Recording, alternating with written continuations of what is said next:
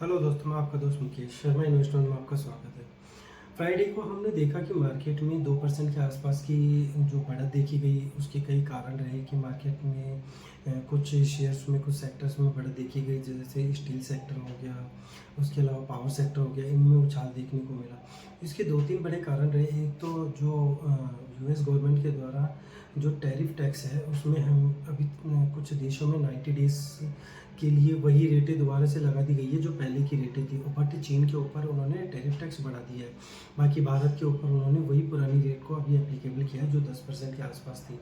उसके अलावा दूसरी चीज़ ये रही कि जो आरबीआई बैंक है, उस आरबीआई बैंक ने जो रेपो रेट दर कम करी है 0.25%, उसका भी असर देखने को मिला, क्योंकि बैंकिंग सेक्टर का इसका डायरेक्ट इफेक्ट रहता है।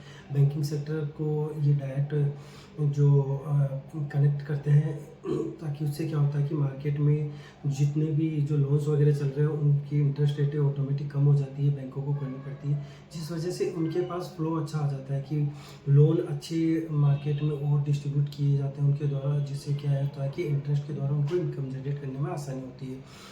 तीसरा ये रहा कि लोगों का ये एक वो रहा कि चीन छोड़ो भारत जोड़ो, मतलब लोग चीन से अपना हाथ खींच रहे हैं और भारत की तरफ अपना हाथ बढ़ा रहे हैं।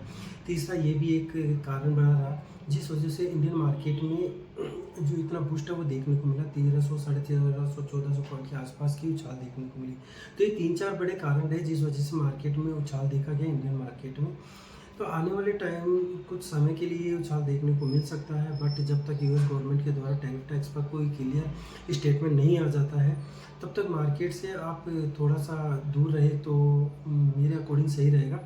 अगर आपको ट्रेडिंग करना है तो ट्रेडिंग अपने अकॉर्डिंग आप देख के कर सकते हैं, बट इन्वेस्टमेंट से अभी आपको थोड़ा सा दूर रहना चाहिए। अगर आप इन्वेस्टमेंट करना ही चाहते हैं तो आपको ऐसे स्टॉकों में इन्वेस्टमेंट करना चाहिए जिनके फंडामेंटल्स अच्छे हो, जिनके लिए हम जब भी डिस्कस करते हैं कुछ हमने पॉइंट्स डिसाइड कर रखे हैं, अगर वो पॉइंट्स अगर उनमें कवर होते हैं तो आप ज़रूर इन्वेस्टमेंट कीजिए, क्योंकि लॉन्ग टर्म के लिए हमेशा शेयर अच्छे होते हैं ऐसे।